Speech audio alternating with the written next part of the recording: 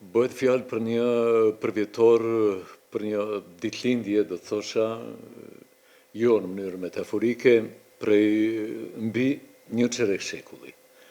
Për ndërtimin e një mediumi me të veçantat e tij, në një kohë të vështirë, me plot pengesa, me plot rreziqe.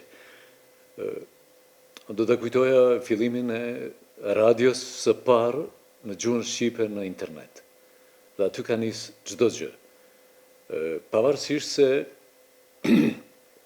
kompania mediale 21 ka editu edhe revista para luftës, po flas për vitet 90-ta. Pas luftës,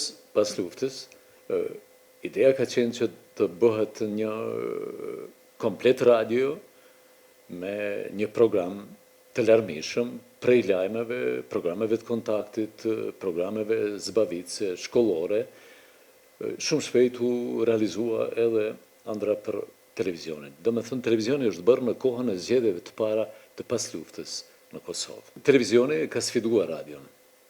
Më herët, radio ka qenë alfa e informimit të gazetarisë radiofonike.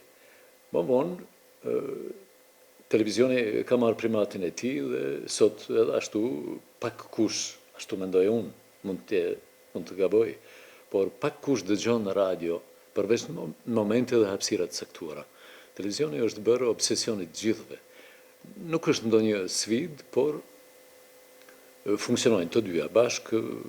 Ne kemi edhe programe, disa programe në televizion dhe kanalet veçanta përveç programeve, dhe kemi natyrisht edhe portalin tonë.